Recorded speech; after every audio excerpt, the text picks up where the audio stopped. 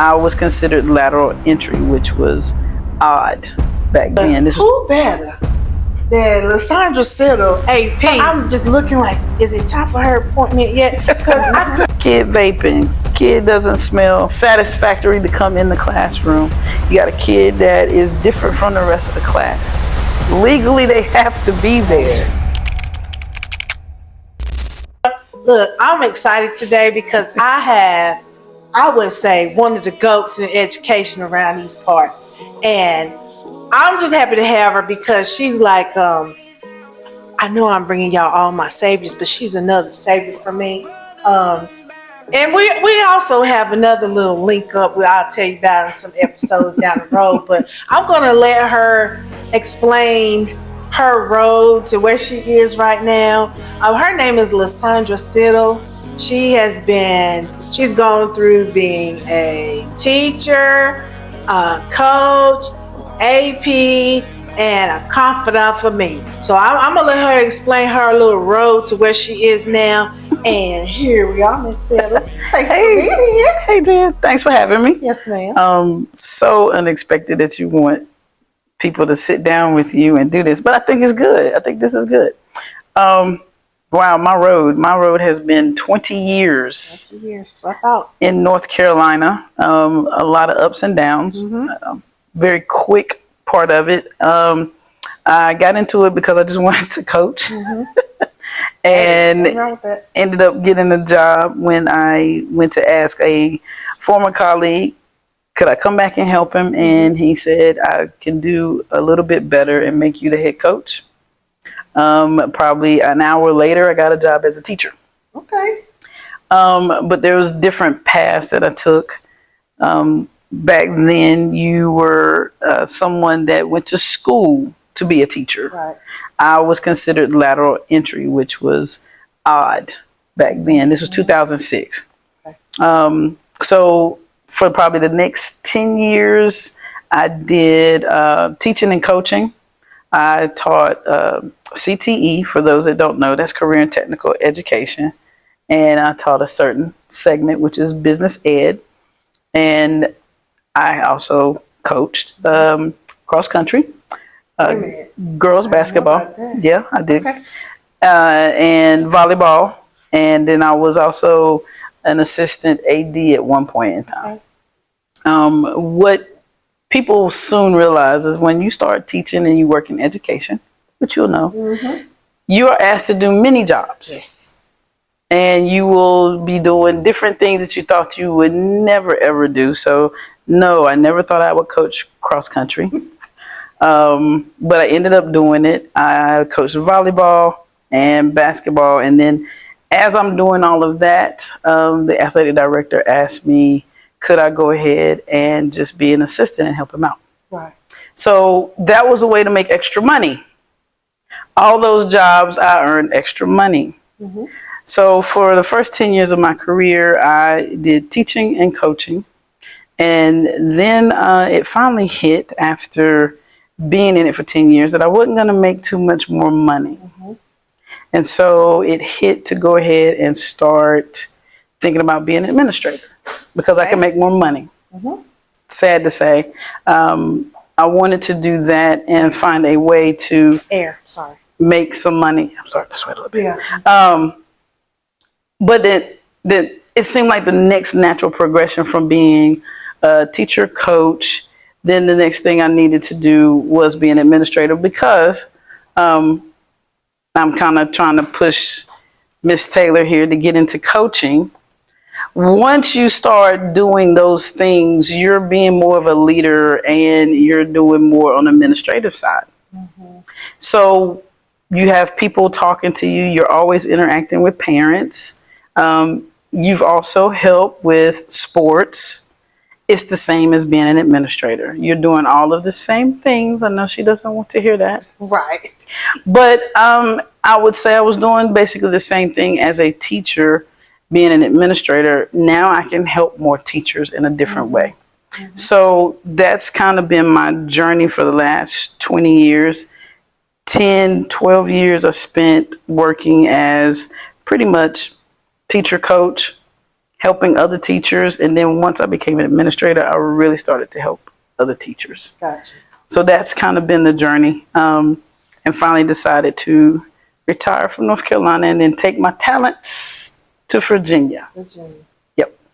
Listen, I'm so proud of you. I'm so proud. When you said you were going to do it, I'm beyond that. I did not believe you. And then when you said, Jen, I signed my paper. She really I really did it. then I wasn't surprised that you got picked up just like that. I was shocked because I kind of just retired with no plan. Mm-hmm. Please don't ever do that. Okay, gotcha. Don't ever retire without a plan. But something just said, you know what, I'll go to Virginia and work. And, you know, if I had to teach, that was fine because I'm used to teaching. Mm-hmm. But I also said, you know what, I can take some time off if I needed to. Right. But it wasn't, to me, I wasn't worried about not doing something. But when you have the passion, because I've told you this before, when you're passionate about it, you don't feel like you really need the money to do it. You just want the money. Right. And so when I applied for these jobs in Virginia, I kind of was like, hey, if I get it, I get it. If I don't, I don't. It would be nice to be back into the world of education. And somehow I did get scooped up very quickly. I can't wait for them to meet you. Well, I'm going to get to my first question. Okay. I know I didn't mean to ask you a question. After 20 years in education, what made you decide that you weren't quite finished yet? We kind of just talked about that. Yeah, just the passion, wanting to do something. My mom and my sister have both retired, right? And they told me, when you retire, you want to keep doing something. Because they both retired and don't have anything else to do. Gotcha. And my sister said, I wish I would have found something else to do as soon as I retired, because now nothing. My mom said the same thing. So when I thought about it, I was like, you know what? I'm going to do my papers and then I'm going to try and find me another job. Again, my thought process was, if I don't find anything, I'm still okay. Yeah. But I do want to keep doing something. Gotcha. I tell the kids all the time, I come to work to pick on them. I come to work to mess with them. So for me, just being around the kids, having something to do, being part of that controlled chaos, because it's controlled, it always provides challenges and just things that keep my mind going. So I was like, you know what, I'm going to apply because I want to be a part of that culture. Right. I like going to games. I like seeing the kids I see in the hallway. And then in the afternoon, I see the boy that looks like a goofball, but I see him on the football field running for touchdowns. Yep. Or I see the girl, that's real quiet, but then she's on the cheer squad doing flips and backflips. And I'm thinking, wow, I didn't know this kid could do this. So I knew I was going to kind of miss that. So that's why I kept applying, just to be part of that culture again. Okay. So that's what made me do it. Well, starting over at a new school, I know, we both know it has, challenges. Of course. I know it's a little exciting. I know it may not be scary for you because you're just used to it and you're good at it. But what are you looking forward to, and what do you think are some of the challenges?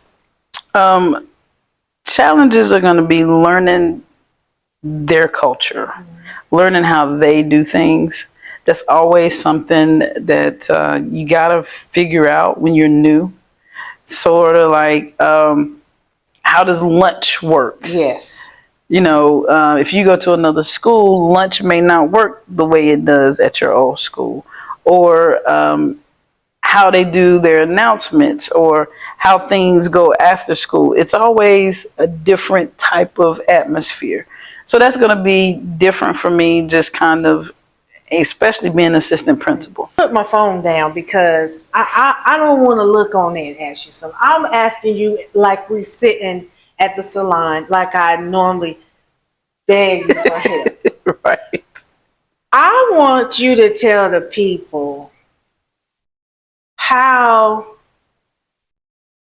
to, especially first year teachers, that's near and dear to me. Right. Because I just felt so unprepared myself going into that schoolhouse.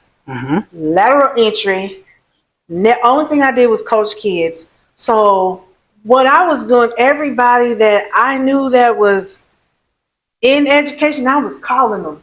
Mm-hmm. But who better than Lasaundra Siddle, AP, because I'm just looking like, is it time for her appointment yet? Because I couldn't wait for you to come. So I want you to tell the people, because I think one time you said you either were over the rookie teachers or you just helped them.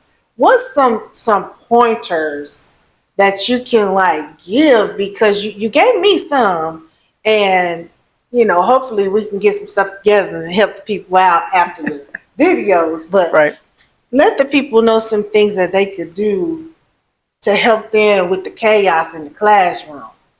I think you're talking about the BTs. That's what we call them. Yeah, BTs. The beginning teachers. What I wanted to do, I was overseeing it, making sure the BTs went to their professional development like they were supposed to. There was a lady who made sure their mentors met with them and all of that. I oversaw that, but then it came to a point, and you asked a really good question.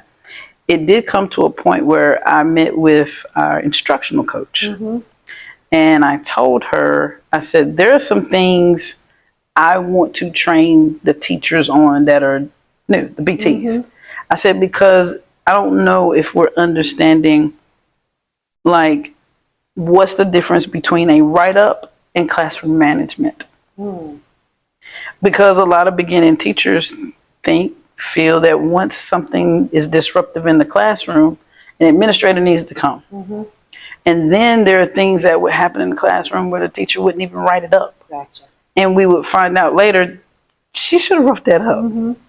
So we started to have dialogue, real dialogue with the teachers on real things that are happening. Mm-hmm. And I think that's where some administrators, the people who are coming up with professional development, they're just trying to go over the curriculum. Yep. They think the teachers need to know the curriculum. They do. But in order for a teacher to implement the curriculum, you're going to have your classroom management down. So what I like to tell some of the BTs is routine. Have your routines, have your procedures, have your policies. And what I did the first week of school is I would give my teachers a script, mm-hmm. like an actual script, not what they had to say, but stand outside your door, meet your kids, mm-hmm. have them ready to do something when they walk in. Yes. Yes. So that was the script, was put something on the board when they walk in, put their name on the desk so they know exactly where they're going, mm-hmm. until you feel like these kids know how to act. Mm-hmm. And then you start to teach them what's acceptable and what isn't. Right. Is it okay for them to get up while you're talking? Mm-hmm. If not, then you need to make sure that's enforced. Mm-hmm. Tell them there is a specific time they can go to the bathroom. I remember you and I shared those things. I said, you just can't let them go to the bathroom whenever, because mm-hmm. you could be giving instruction. I think the teachers all know this. They're mm-hmm. talking, giving instruction, and somebody raises their hand. Yeah, can I go to the bathroom? Yes. And you're sitting there like, no. Mm-hmm. That's another thing I want beginning teachers to know. That word no, mm-hmm. you can say it. A lot of teachers think when a kid asks them something that they have to allow mm-hmm. it. You say no, but have your set standards. Pick a time for the kids to use the bathroom. Right. So if a kid asks outside that window, you say, no, this is your time to go to the bathroom. Or say, hey, I know you've asked, I'm going to put your name up here, so when it's time for us to go to the bathroom, I'll remind you. Mm-hmm. But get things to a point where the kids know this is how the classroom runs. Right. This isn't a free-for-all. And so just having beginning teachers understanding exactly what they needed to control or how they needed to structure their classroom. Another big thing that I asked the instructional coach to do is for high school. Mm-hmm. I can't speak to elementary and middle, but high school is 90-minute blocks. Yes. we called it chunking. And I wanted to make sure my beginning teachers knew to do maybe 20 minutes, like let's say four 20 minutes, boom, boom, boom, or do 30-minute segments of class. And in between, you do a transition or you do a break. That way the kids know, okay, there's going to be 3 sections of class today. That way the teacher knows they got to do an assignment for 30 minutes. They've got something for the next 30, and they got something for the next 30. Or if your class likes to move quickly, 20, 20, 20, and 20. That way your class now is not sitting bored. Right. So that way you're not giving one assignment and it only lasts 30 minutes, and now the kids are sitting there for an hour scrolling on their phone. Because that's what I would see. So it would be teaching the teachers how to manage those 90 minutes. We're not talking about curriculum because they're going to have the curriculum. We're talking about how you're going to manage those 90 minutes. So those were things that I feel like we really should hit home for beginning teachers, because I can tell you, I was just thrown in the classroom. I wasn't taught any of that. It just started to make sense to me because as a basketball coach, I knew I had 2 hours to come up with a practice plan. And there was no way I was just going to say, well, let's just scrimmage for 2 hours. Right. I knew I was going to have to break down. Let's start with this, then let's move to this, then let's move to this, because now they're getting the information they need in order to play a basketball game. Gotcha.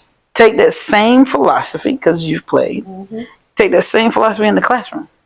Let's break down the information. Let's do 5 minutes of some type of warm-up where it's a refresher.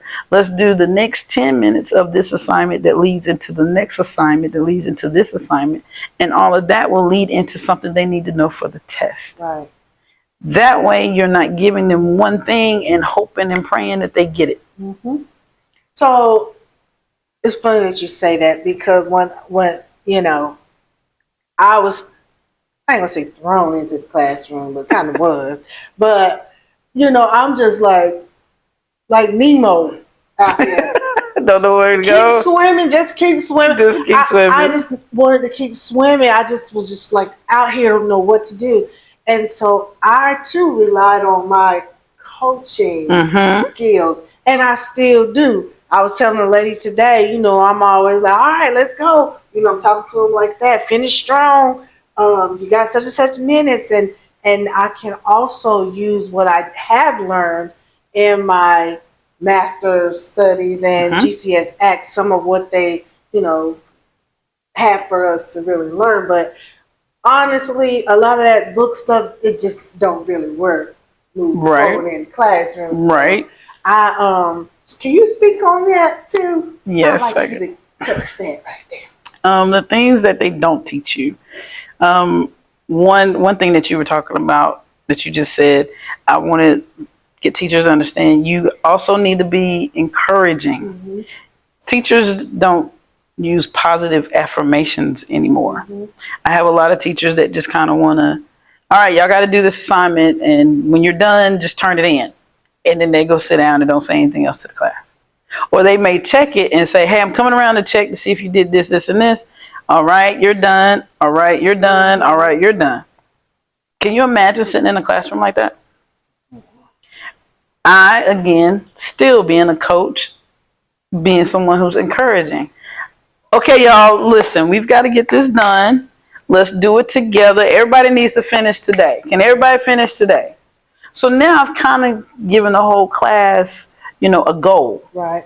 Just like you're doing coaching. Hey, we got to run down and back in so many seconds. Now I'm kind of telling the class, hey, y'all, we need to finish this today. So now even a kid that's a little behind, they want to get ahead. So then I go around and I'm like, okay, let me see what you've done. Oh, that was good. I can't believe you finished that. Those are words of affirmation, and you got to have the kids feeling good about being in your class. So that goes a long way. And I found that a lot of teachers just didn't do that. They just felt like the kids understood, your job is come here and learn. My job is to teach you. That's it. Well, that's how you also build a relationship. You don't have to be best friends with the kid. You ain't got to know their whole life story.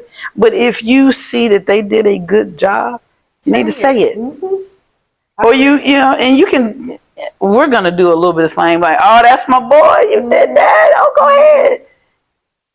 Make sure they understand that you see their success. That's one. Now, the other thing we talked about, I think you and I talked about before, is that gray area where you know a kid smells a little unsavory, and you can't necessarily throw them out because it smells like they've probably been vaping or doing something like that. You can't prove it, Right. but that doesn't necessarily mean they got to get out of class. Right. And I've been there where, as a teacher, I got to figure out what I'm going to do with this kid because I don't want him in here. But then, as an administrator, it's like I can't put him in ISS because now I got a parent that's saying, "Why you put my child in ISS when he ain't done anything?" Right. Which technically he hasn't. So what I've tried to tell some of my teachers is, okay, how to deal with that. If you have a kid that smells like they've been vaping and they come in your room and the whole room, boom, blows up and smells just like the kid, have a private conversation with that kid. Don't yell. Don't do all of that. Just tap the kid and say, hey, can you come with me real quick? You ain't got to tell him why. Just have him step to the side, outside the classroom preferably, and say, hey, I need you to make sure you freshen up. As soon as class gets started, I'm going to send you to the bathroom. That way you can get yourself together. But don't come to my class like that anymore. I would have something else for them to freshen up with. I usually have some lotion. I would have something else for them. And I would say, hey, they may tell me, well, I got people that smoke in my house or whatever. Okay, that's fine.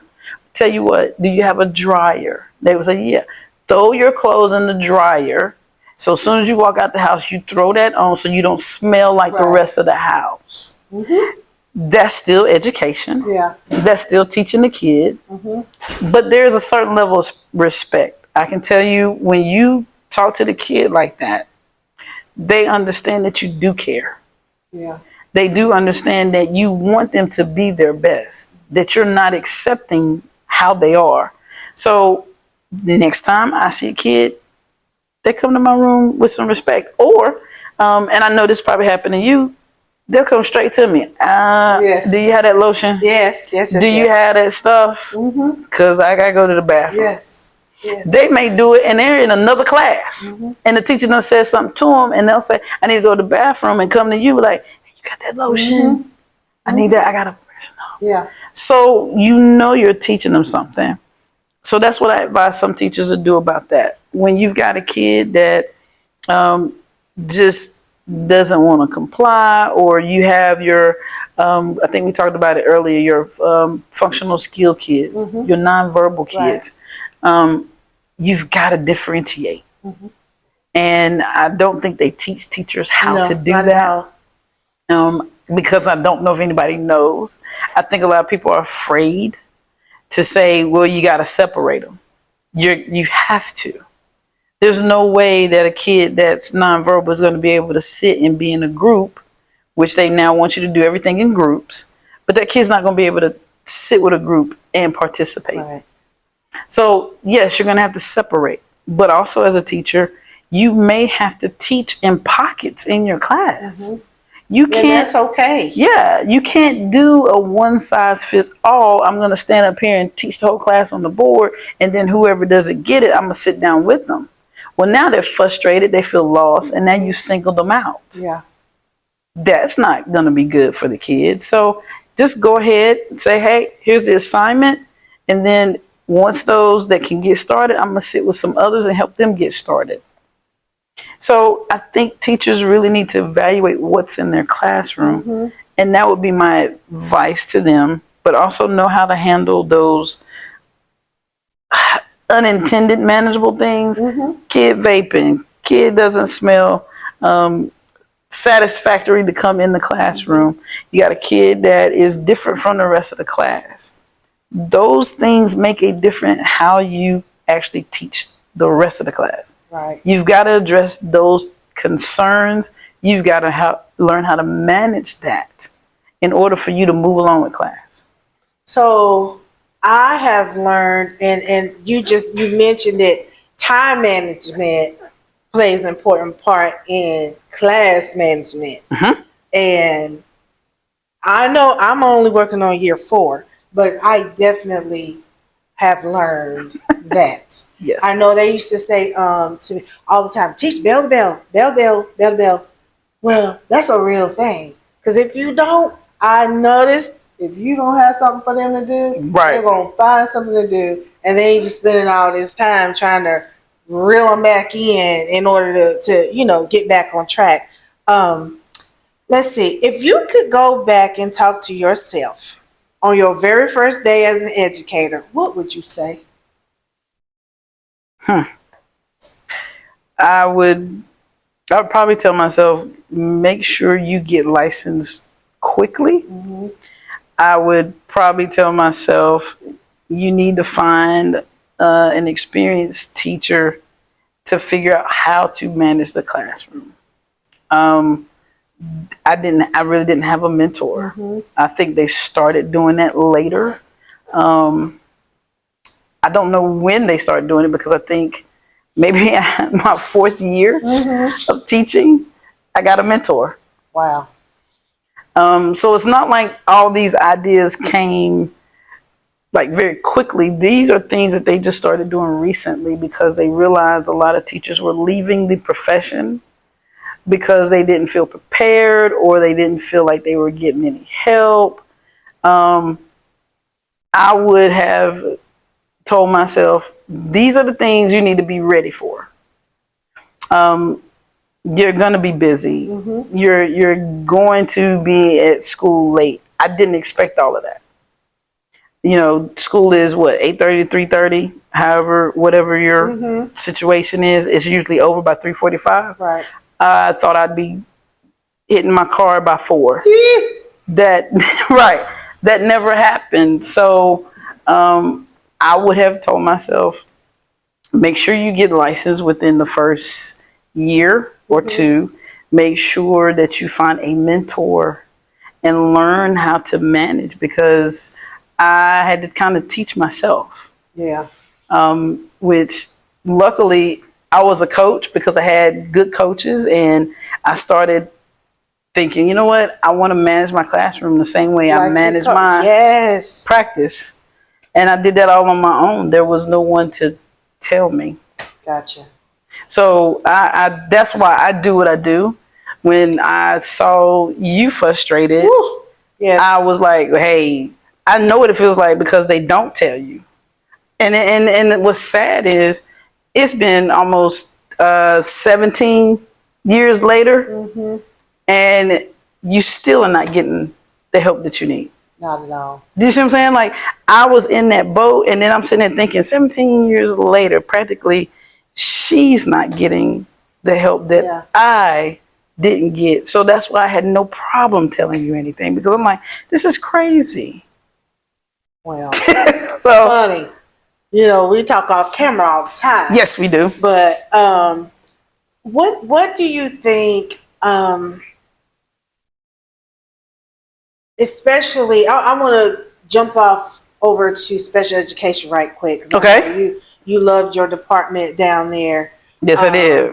And what do you feel about where it's possibly going, like with the cuts and things? I don't know. It's my podcast. We can talk about what we want to. Yeah, we can. What do you think? What do you feel is going to happen? Like, they're not going to be able to get rid of it, because there's so many laws in place for our special education. I think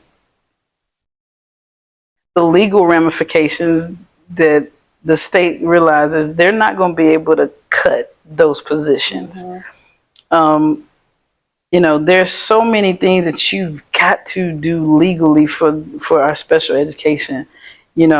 Something as simple as a kid having a 504. If you don't know what that is, that's where a parent can come in and say, my kid needs to sit at the front, my kid needs notes, or my kid needs a little bit more attention. A parent can come in and say that. They put it on what they call a 504. The teacher now has to legally do those things because that kid and the parents saying they need these accommodations. You can't ignore those things. Legally, the state, the school can't ignore that. And so once you start putting that in place, IEP, all of that, you've got to have someone there to make sure that's being done. Gotcha. Then you have some classes that they have a teacher assistant. So you've got to hire for that, because if the kid is supposed to have, or the teacher has more than 5 kids that have accommodations, there has to be a teacher assistant. So you don't and can't ignore that. You can't cut the budget where those people are not there. Legally, they have to be there. And you don't want to put a kid at a disadvantage. So I think it was a lot of smoke and mirrors just to make people feel like you got to cut it because we're cutting the budget. That's probably one that's probably more protected than some regular position. Got it. Because legally, you cannot take away their rights. Well, that's good to know. Listen, we will have to have some more conversations because I have so many questions. I'm sure these people out here probably have the same thing. But I won't ask you this, and I won't keep you much longer. Okay. How important is me time being in education? Very valuable. For high school, because that's my experience, every teacher needs to have their planning period. You need that break, whether it's in the morning, afternoon, whatever. Make sure you take time in those 90 minutes in your planning period to do something, decompress, whatever, and then, you can have the rest of that hour or whatever to get ready for your kids. But take it. Also, when you're off work, leave work at work. I know a lot of teachers like to take a lot of stuff home, grade things. We're now in an age where a lot of things can be graded very quickly. You can have Canvas or whatever you use, grade things for you.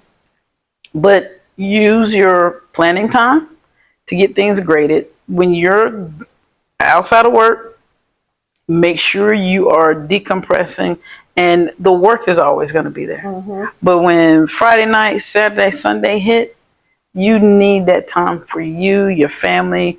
I know I used to hear a lot of teachers say, well, I'm going to take this stuff home and grade it. If at all costs, don't do that. Use your planning to grade. Use your time at school, because that's what it's for, to do your grading, to do whatever you need to do, because you don't want to continue to take work home. So that's always been, and I had to get to that point. I think after my 6th year, I stopped taking stuff home. I was like, you know what? It's always going to be there. I'm going to start using my time wisely during my planning and get stuff graded. But that's another thing I would tell teachers. When you give an assignment, make your turnaround time 2 days, go over the assignment, but use your planning to get stuff done. Don't take it home, because that is your time. Definitely. My mentor told me that. She says, Miss Taylor, she used to see me. I was lugging my first year. I was lugging a milk crate home full of projects. I lay them all out on the floor, and I'm going through and looking through, and I was stressing. I don't have them all. And then when I took them back to school, trying to give them out to the kids, they don't even want it. Nope. So I was like, well, I'm not going to be wasting my time, taking them home. So I honestly don't do that anymore. No. I actually don't do much for that school outside of school. No. And I'm proud of myself because I'm early on and I already learned that. I just learned how important it is. And just listening to the other teachers, I'm like a sponge. I'm soaking it up. What Good. y'all say, they the ones in here. I'm going, okay, I know it. I'm going to do it. And so that's what I suggest, people, anybody that's watching, they do the same thing. Exactly. Keep your me time. That should always be blocked. Mm-hmm. Anytime you get in that car to go home, that's it. Gotcha. The school day is over. Well, one other thing before we finish up, I was talking to Taylor one day, and I was like, you know what? I don't think it's many people like majoring in education anymore. It seems like everybody is coming lateral entry, and that's a little scary. Like, it is. And then we had somebody say that teaching isn't a profession. So yeah. Oh my goodness, is anybody going to school for it anymore? Like, is there anything that you can say to the people, like to encourage some folks to go? If you want to, I ain't pushing you to do it, but do you actually like encourage folks to go into education? I do. Especially some of my students that I see that take on the role. Like I think we had 2 cheerleaders. Mm-hmm. They were in the nursing field, and they would go over to the little elementary school, do reading, do things. And then there was a day that I saw them, and they were kind of just teaching mm-hmm. some of the kids things at our school. Okay. And they were giving great instructions. Mm-hmm. Somebody asked them something. They said, oh, yeah, this is how you're going to do it. First, you're going to do this. Then you're going to do this. And I remember standing back, and her name was Val. And I said, Val, come here. You ever thought about teaching? Mm-hmm. And she was like, no. Why you ask? I said, because you were very clear in your instructions. I said, and, they were listening, and you told them exactly how to do it. I said, that's what a teacher does. And so, yeah, there are some that you can see it, and I would encourage them. But I try and tell them there are different avenues. Some kids mm-hmm. that don't know quite yet, I'll say, have you ever thought about teaching? Now everybody's made teaching seem like it's a bad thing. Right. But I have met quite a few youngsters, that's mm-hmm. what I call them, mm-hmm. that do want to go and teach. Okay. And I've been surprised, but I think, again, like I said, teaching is a passion. If it's not about you want control of a classroom, it's about you really feel like you know how to explain things and you want to see people grow. Yeah. I remember one young man told me he wanted to teach, and I saw him at Olive Garden, mm-hmm. and he couldn't wait to tell me because he'd been one of my students, and I couldn't believe it. But he is now teaching at one of the schools that I was at, mm-hmm. and he is just passionate about kids learning to play an instrument. Okay. And I said, you know what? He told me he had thought about it, and I didn't say much to him because I wasn't sure. But I remember telling him, when you mature, you'll definitely know what you want to do. And when he saw me at Olive Garden, I think he had been at A&T for maybe, I think it was his junior year. And he said, I just wanted you to know I want to teach. Oh. And I was like, oh, wow, that's great. And he said, you told me probably when I matured up, I'll know. And he said, I knew instantly. And he said, and I knew what you meant then. Gotcha. And it's hard to try and encourage kids because there are no programs. Right. There used to be a teaching fellows. Mm-hmm. They used to come and recruit kids out of high school. Why don't you come and teach? Da, da, da, da. And they sold, that you could retire and all of that. Mm-hmm. You don't even see that. You don't even see schools trying to come and recruit. Not at all. And I think that's discouraging. But I also think that's only here in North Carolina. Okay. I was on a trip recently, and I met a young lady who said she's getting ready to go into early education. Mm. And she's from Florida. Okay. And I was like, okay, she's only 18, and she's already going to school to do that. Yeah. And so I was like, okay, so maybe it's not just North Carolina. Maybe it's some other places that are still doing those things. I think other states are still encouraging people to become teachers. I just think we, North Carolina, don't do that anymore. Don't know why. I'm very curious as to why we don't push it anymore. Why don't you go?